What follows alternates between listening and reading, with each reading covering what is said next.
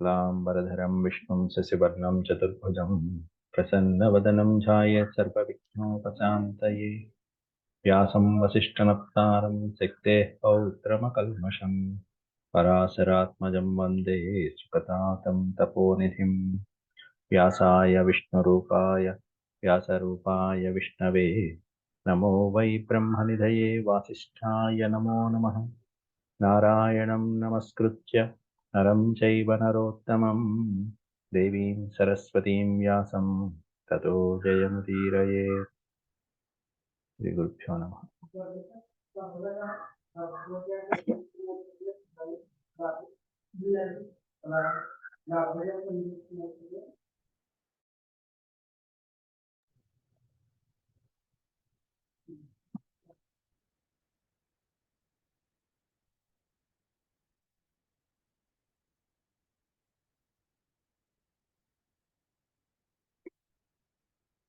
47వ అధ్యాయంలో ఉన్నాము. దాంట్లో 23 శ్లోకాల వరకు చెప్తున్నాం. జరత్కారు వివాహం చేసుకోవటం, అది కూడా కొన్ని నియమాలు పెట్టుకుని వివాహం చేసుకోవటం. వాసుకి జరత్కారుని తన నివాసానికి తీసుకువెళ్ళి వివాహం చేయటం అనేటువంటిది నిన్న మనం 23 శ్లోకాలు చూసాం. దాంట్లో 43 శ్లోకాల వరకు ఉన్నాయి. మిగతా శ్లోకాలు చూద్దాం.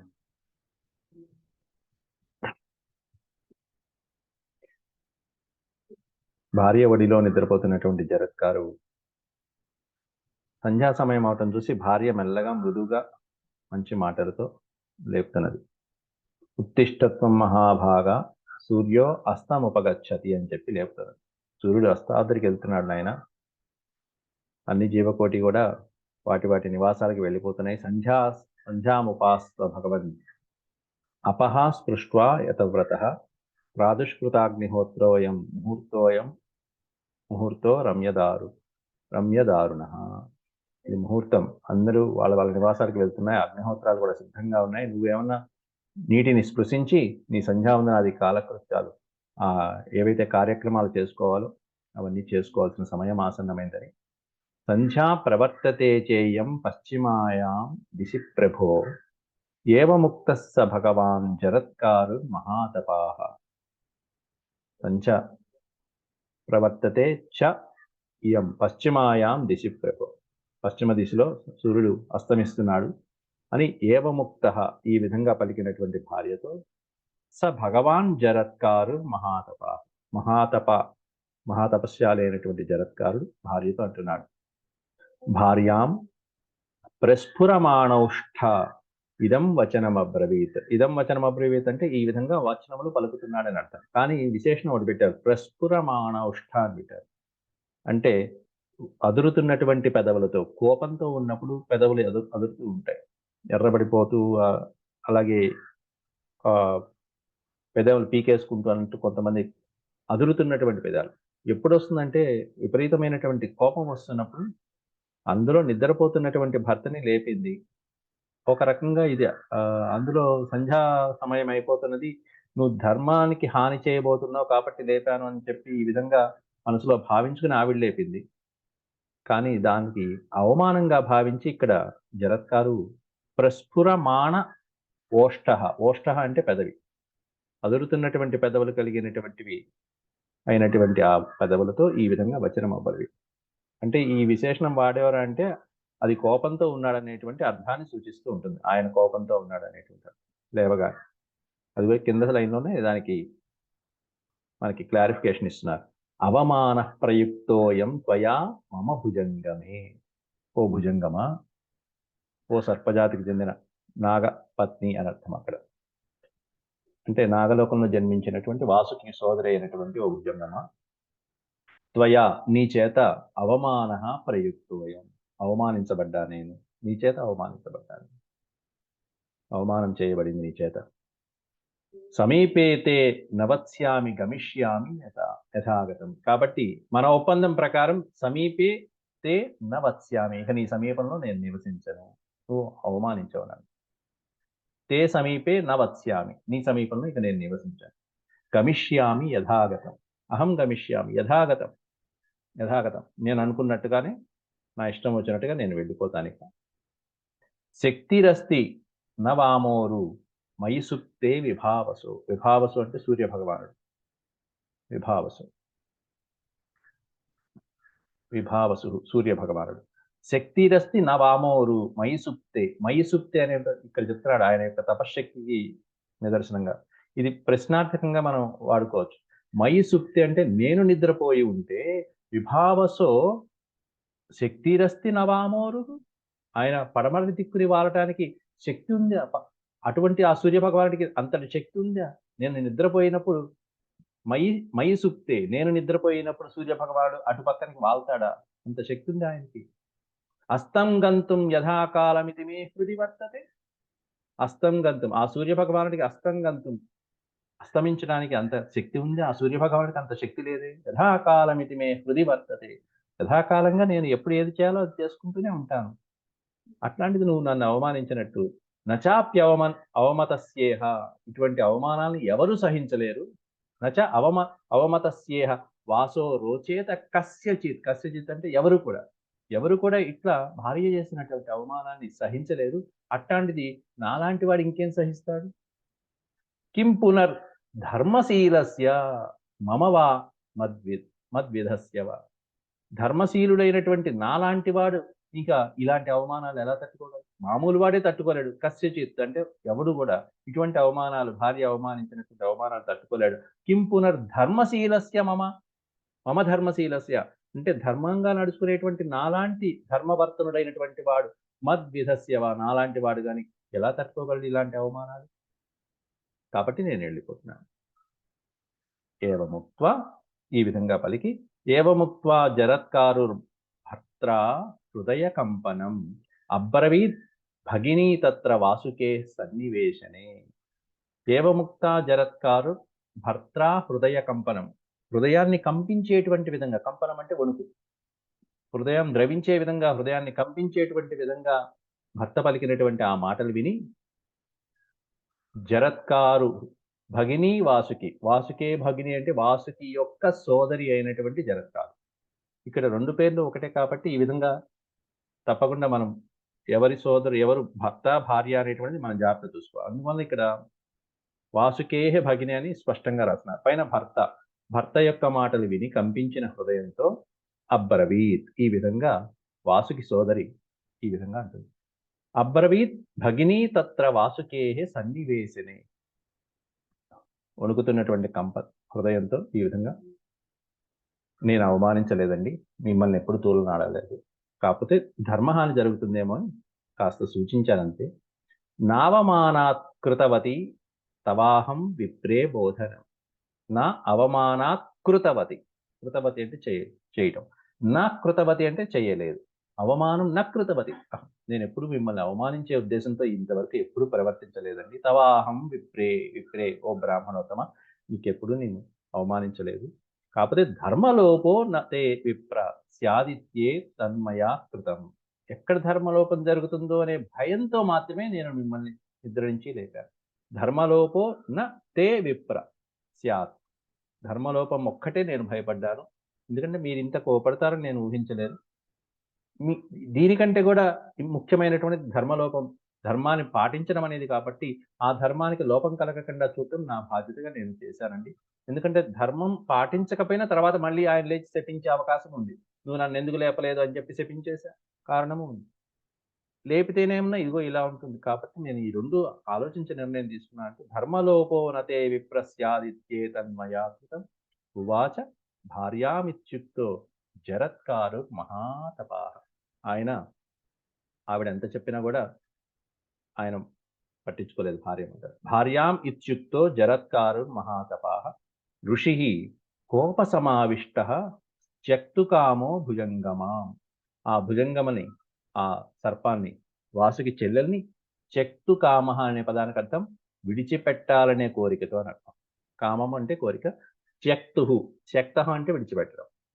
ఋషి కోప సమావిష్ట, ఆయనకున్నటువంటి ఆ కోపంలో, ఉక్రోషంలో, అవమానించబడ్డాననేటువంటి కోపంలో త్యక్తుకామ భుజంగమ. మనసులో మహర్షులైనటువంటి వాళ్ళకి అలా అనిపించింది అంటేనే అది విధిరాదు, ఇంకా బ్రహ్మ సంకల్పంగా వాళ్ళు భావిస్తారు. ఇలా వచ్చింది కాబట్టి ఇలా చేద్దాము అనే సంకల్పంతో త్యక్తుకామో భుజంగమ అంటే ఆయన పాత్ర అంతవరకే ఉంది, ఇక నేను వెళ్ళిపోవాలి అని చెప్పారు. నమే వాగనృతం, ఇక్కడ అదే చెప్తున్నారు. వాక్ అనృతం అన్నారు. వాగనృతం విడదీస్తే వాక్ అనృతం. అనృతం అంటే అసత్యము అన్నాడు. నా మాట ఎప్పుడు అసత్యము కాదు అంటున్నాడు.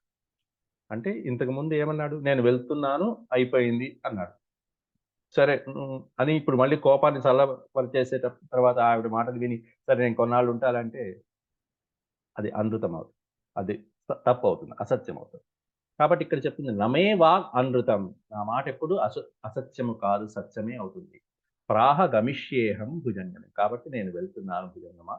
భుజంగమే అనే పదానికి అర్థం సంబోధన వాచకం. పాము. భుజంగమే అహం గమిష్యామి. నేను వెళ్తున్నాను. ఎందుకంటే నాకో నియమం పెట్టుకున్నాను. అది నీకు ముందే చెప్పాను కాబట్టి. సమయో హ్యేష మే పూర్వం త్వయా సహ మిథః కృతః. నేనేదైతే నీతో ముందే వివాహం సమయంలోనే నేనేదైతే సమయము అంటే నియమం పెట్టుకున్నానో, ఆ నియమం త్వయా మిథః కృతః. మిథః అంటే నువ్వు దాన్ని అతిక్రమించడం జరిగింది. మిథః అంటే అసత్యం. మిథః అంటే దాన్ని పాటించకపోవటం. త్వయా మిథః కృతః. త్వయా సహ మిథః కృతః. నువ్వు దాన్ని పాటించలేకపోయావు. మనం పెట్టుకున్నటువంటి నియమాన్ని నువ్వు పాటించలేకపోయావు. కాబట్టి ఇక నువ్వు నువ్వు నీ సోదరుడితో నువ్వు హాయిగా జీవించు. నేను గూడా ఇక్కడ నీ నివాసంలో నీ సోదరుడు చాలా నన్ను బాగా గౌరవంగా చూసుకున్నారు. నేను ఇక్కడ ఉన్నంత కాలం కూడా సుఖంగా ఉన్నానని మాత్రం చెప్పి వెళ్తున్నాడు ఇక్కడ వెళ్ళేటప్పుడు. సుఖమం యుషితో భద్రే బ్రూయస్త్వం భ్రాతరం శుభే. సుఖమం య సుఖమం స్యు సుఖమసంయుషిః. అసంయుషిః అనే పదానికి అర్థం నేనిక్కడ సుఖంగా జీవించాను. ఇన్నాళ్ళు నీతో ఇక్కడ నేను సుఖంగా ఉన్నాను, హాయిగా ఉన్నాను. భద్రే, భద్రే అనే పదం స్నేహితులకి, భార్యకి సంబోధించే వాచకం. భద్ర, భద్రే అనే పదం స్నేహితుడు అనేది. భద్రే అనేది కూడా భార్యకి చక్కగా గౌరవప్రదమైనటువంటి సంబోధన వాచకం. హే భద్రే, భురూయస్త్వం భ్రాతరం శుభే. ఓ శుభ లక్షణాలు కలిగిన దాన, భ్రాతరం బ్రూయః. నీ యొక్క సోదరుడైనటువంటి వాసుకి, భ్రాతర అంటే సోదరుడికి, బ్రూయాః బ్రూయాస్త్వం. నువ్వు చెప్పు నేను వెళ్ళానని నువ్వు చెప్పు తర్వాత నేను వెళ్తున్నాను అని జరిగిందంతా నువ్వు చెప్పు తర్వాత. ఇతో మయి గతే. ఇక నేను వెళ్ళిపోయిన తర్వాత నువ్వు మాత్రం భయపడమాకు అండ్ బాధపడమాకు అని 2 మాటలు చెప్తాడు. ఇతో మయి గతే. మయి గతే అంటే నేను వెళ్ళిపోగా, భీరుః గతః స భగవానితి. భీరుః సహ భగవానితి. త్వం చాపి మయి నిష్క్రాంతే న శోకం కర్తుమర్హసి. నేను వెళ్ళిపోయిన తర్వాత ఏమాత్రం భయపడకుండా జాగ్రత్తగా ఉండు.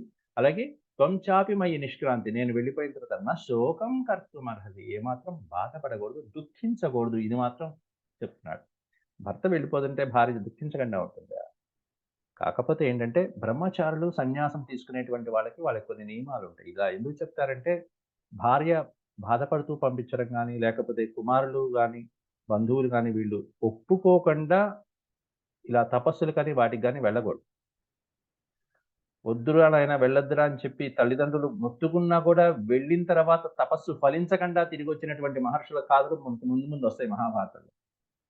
నువ్వు మమ్మల్ని చూసుకో ఇంటి నుంచి వెళ్ళొద్దు నాయనా అన్నా కూడా, లేదు నాకు తపస్సే ముఖ్యం, తపస్సు చేసుకుంటా అని చెప్పి దేవదర్శనం చేసుకొని అప్పుడు వస్తా నేను మీ దగ్గరికి వస్తానని చెప్పి వెళ్ళిపోయి, తర్వాత ఆ తపో ఫలితం సరిగ్గా ఫలించక తిరిగి వచ్చినటువంటి వాళ్ళు చాలా మంది ఉంటారు. ఆ కథలు మనకి వస్తాయి. అట్లాగే ఇక్కడ కూడా భార్యకి ఈ విషయం నువ్వు శోకించమాకు అని చెప్తున్నాడు స్పష్టంగా.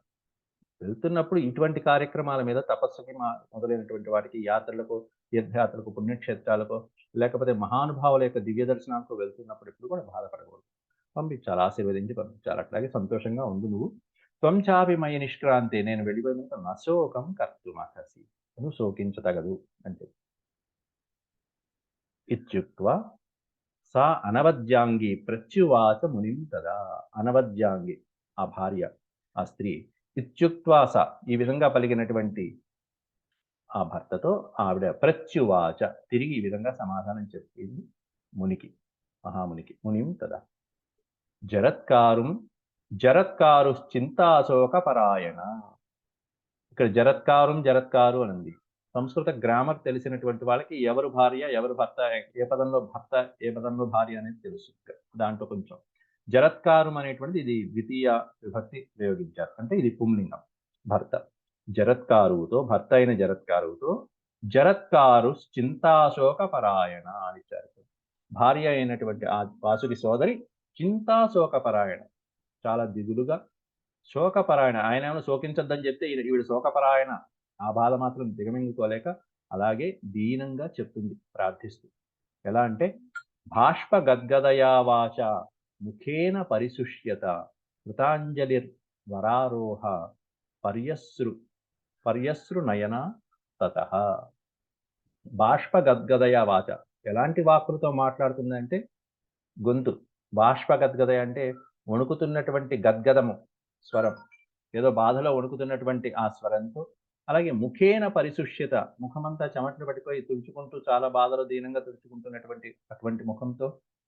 కృతాంజలిర్వరారోహ, చాలా వినయంగా వినమ్రంగా అంజలి ఘటించి, కృత అంజలి, అంజలి ఘటించి నమస్కారం చేసి మరి చాలా వినయ విధేయతలతో పర్యశ్రు నయనాతత, అంటే కళ్ళంబడ నీళ్లతో చాలా బాధలో కన్నీళ్లు కారుస్తూ, అది ఆనందాశ్రువులు కాదు, వెళ్ళిపోతున్నారనేటువంటి బాష్ప నయనాలవన్నీ కూడా. అటువంటి పర్యశ్రు నయనాతత, అటువంటి అవస్థలో ఉన్నటువంటి భార్య జరత్కారు చింతాశోకపరాయణ.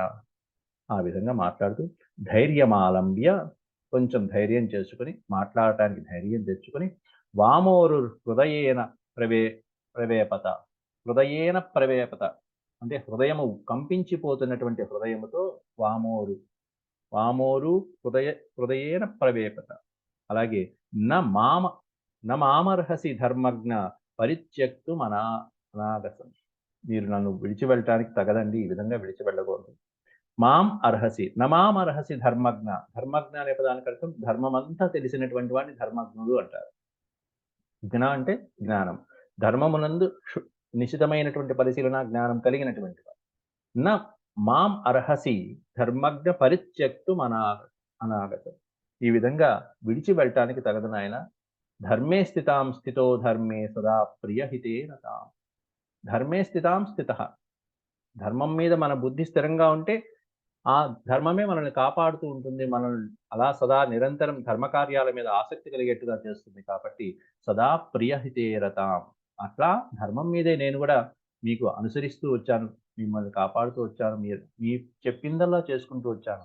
ప్రధానే కారణం యచ్చ మమ తుభ్యం ద్విజోత్తమ, సరైనటువంటి కారణంతోనే నేను మిమ్మల్ని నిద్రలేపాను, ఆ కారణంతోనే. ప్రధానే కారణం యచ్చ మమ తుభ్యం ద్విజోత్తమ, ఓ బ్రాహ్మణోత్తమ, కారణం లేకుండా అకారణంగా మీరు నన్ను నిందిస్తున్నారు అని బాధపడుతూ వాసుకి చెప్పిన ఒక ముఖ్యమైనటువంటి విషయాన్ని ఇక్కడ జరత్కారు భర్తకి చెప్తారు.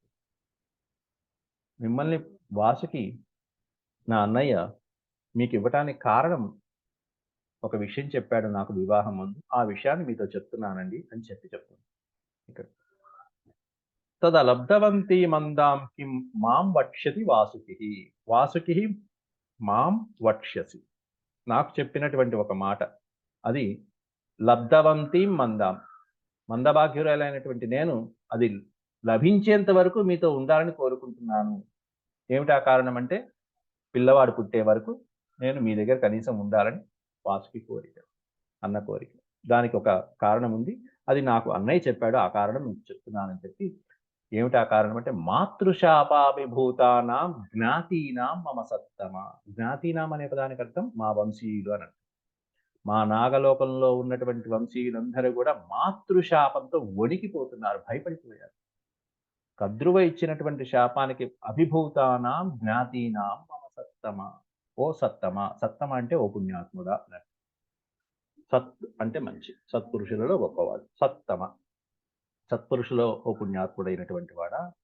మమ సత్తమ అంటే నా భర్తని సంబోధించేటువంటి వాచనాలు. మమ సత్తమ మమ జ్ఞాతీన, నా బంధువులందరూ కూడా, నా వంశంలో ఉన్నటువంటి నాగజాతులందరూ కూడా తల్లి శాపంతో చాలా భయపడిపోతున్నారు అని వాసుకి ఈ జరత్కారుడికి చెప్పిన సన్నివేశం వివరిస్తున్నారు.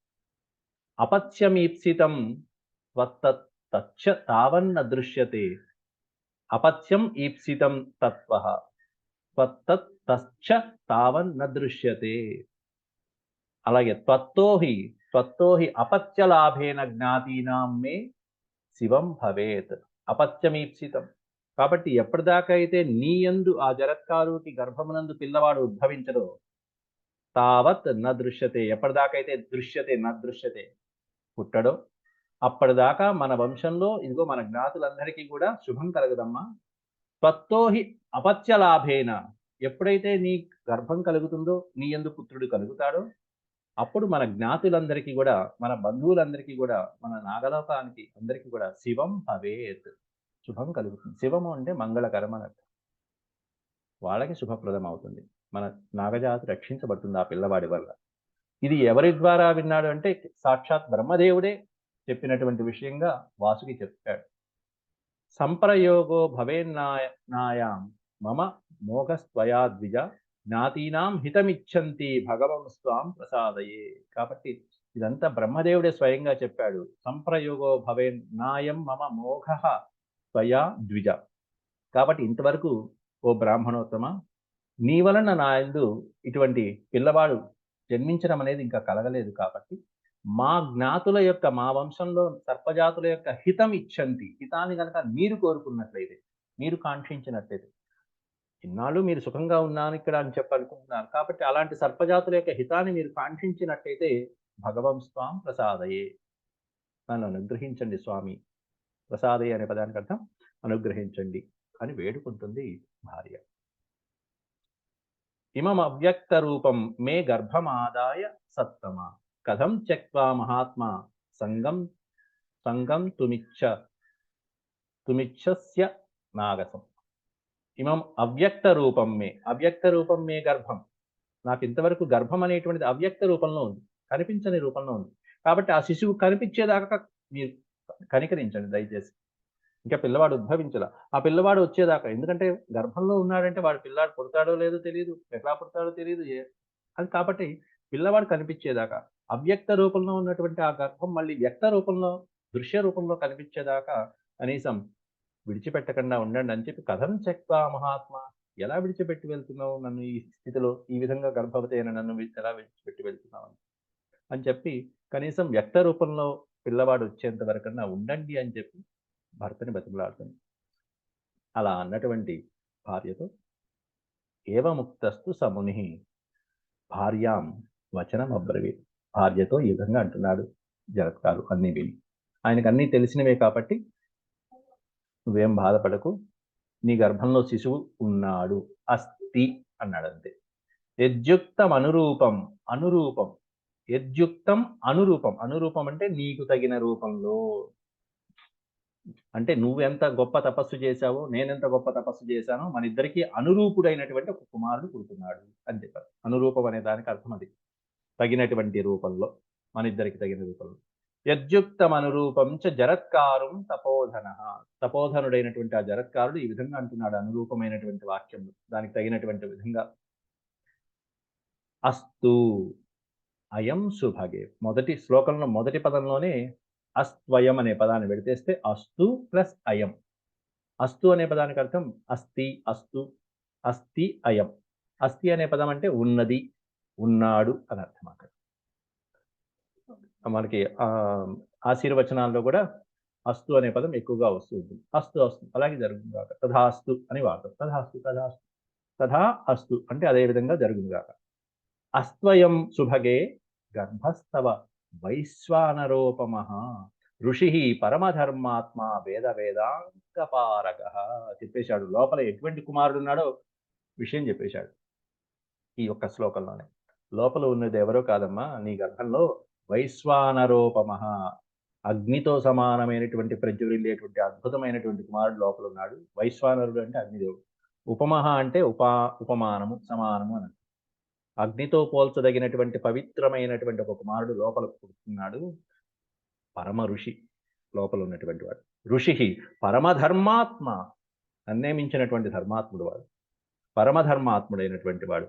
వేద వేదాంగపారక, సకల వేదాలు తెలిసినటువంటి మహాధర్మాత్ముడైనటువంటి వాడు నీ గర్భంలో అస్తి, ఉన్నాడు.